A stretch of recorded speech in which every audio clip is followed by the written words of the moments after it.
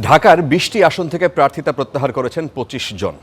তাদের বেশিরভাগই ১০ দলীয় জোটের স্বার্থে ভোট থেকে সরে দাঁড়িয়েছেন। এ বিষয়ে আমরা আরও বিস্তারিত জানতে চাই। বার্তাকক্ষ থেকে যুক্ত হচ্ছেন মাহমুদুল হাসান পারভেজ। পারভেজ, সারাদিন ইলেকশন কমিশনে ছিলেন, বলা হচ্ছে প্রার্থিতা প্রত্যাহার শেষ দিন ছিল, এবং আজকে আমরা দেখলাম যে ঢাকায় ২০ জন ২১ জন প্রার্থিতা প্রত্যাহার করলেন। অনেকেই বলছেন নির্বাচন জমে গেছে। জমে কি গেছে আসলে, কি মনে হচ্ছে? যে কথাটি বলতে চাই তা হলো যে নির্বাচন ১২ ফেব্রুয়ারি, সুতরাং যে প্রসেসগুলো থাকে, যে পদ্ধতিগুলো থাকে, সেগুলো কিন্তু আস্তে আস্তে সব শেষ হয়ে যাচ্ছে এবং আজকে প্রার্থিতা প্রত্যাহারের শেষ দিন ছিল। নির্বাচন জমে উঠেছে কি না সেটি কিন্তু এখনও বলা যাবে না, কেননা নির্বাচন জমে ওঠার জন্য যেটি সবচেয়ে দরকার সেটি প্রার্থীদের প্রচারণা, সেটি কিন্তু শুরু হচ্ছে ২২ তারিখ থেকে। অর্থাৎ আজকে যে প্রার্থিতা প্রত্যাহার হলো, আগামীকালকে প্রার্থীদের প্রতীক বরাদ্দ হবে, অর্থাৎ চূড়ান্তভাবে যে সকল প্রার্থী টিকে থাকলো, যারা লড়বেন, প্রতিদ্বন্দ্বিতা করবেন, তাদের প্রতীক বরাদ্দ আগামীকাল হবে। এর পরের দিন হচ্ছে প্রার্থীরা নিজ নিজ প্রতীক নিয়ে, নিজ নিজ মার্কা নিয়ে তারা নেমে পড়বেন, মাঠ চষে বেড়াবেন, নিজ নিজ দলের জন্য ভোট চাইবেন, মার্কার জন্য ভোট চাইবেন। আসলে তখনই বলা যাবে যে নির্বাচনের আমেজ সেটি আসলে তখনই বোঝা যাবে। তবে এখন পর্যন্ত যেহেতু প্রার্থীদের ওইভাবে যেহেতু আচরণবিধি লঙ্ঘন হবে, সুতরাং যে আমেজ সেটি কিন্তু এখনো পাওয়া যাচ্ছে না।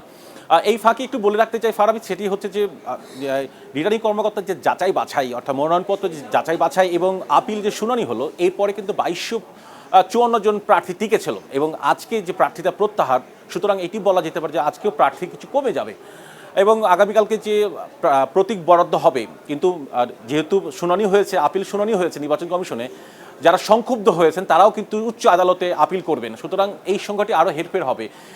চূড়ান্তভাবে কতজন প্রার্থী আসলে টিকলো সেটির জন্য আসলে অপেক্ষা করতে হবে আরও ৫ থেকে ৬ দিন মতন, তারপরে আসলে চূড়ান্ত প্রার্থী কতজন হলো সেটি বোঝা যাবে। তবে যেহেতু প্রার্থীতা প্রত্যাহার আজকে শেষ দিন ছিল, সুতরাং কালকেই বা আগামীকালকেই প্রতীক বরাদ্দ হবে, সুতরাং বলা যেতে পারে যে নির্বাচনের আমেজ আসলে আগামীকাল থেকেই শুরু হবে।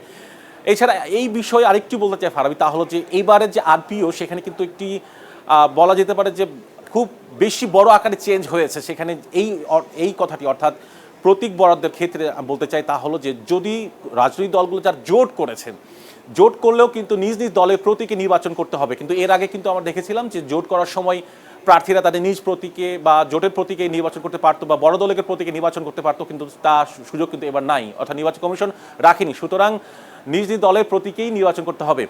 এই ফাঁকে আরেকটু বলতে চাই ফারাবি, সেটি হচ্ছে যেহেতু নির্বাচনের প্রচারণার শুরু হওয়ার একদম শেষ মুহূর্তে আসছে, এবং একই সঙ্গে আরেকটি বিষয় বলতে চাই তা হলো যে এবারে যে নির্বাচনের সময় মনোনয়নপত্র যে যাচাই বাছাই কিংবা আপিল শুনানি, সেখানে কিন্তু দুইটি বিষয় খুব আলোচনা হয়েছে, সেটি দ্বৈত নাগরিকত্ব নিয়ে এবং একই সঙ্গে ঋণখেলাপি যারা ছিলেন। এই ফাঁকে নির্বাচন কমিশন যেটি বলার চেষ্টা করছে যে আসলে তারা চেষ্টা করেছেন যে একদম নিরপেক্ষভাবে সেই মনোনয়নপত্র যাচাই বাছাই সব মিলে যেটি বলতে চাই তা হলো যে আগামীকাল প্রতীক বরাদ্দর মধ্যে দিয়ে আসলে নির্বাচনের যে প্রচারের আনুষ্ঠানিকতা, সেটা ২২ তারিখ থেকে শুরু হচ্ছে। তখনই আসলে নির্বাচনের আমেজ আসলে তখনই বোঝা যাবে কতটুকু হচ্ছে। আসলেই তাই, ২২ তারিখ থেকে হয়তো পুরোদমে বোঝা যাবে। অনেক ধন্যবাদ পারভেজ, আমাদের সাথে নিউজ রুম থেকে যুক্ত হয়েছিলেন।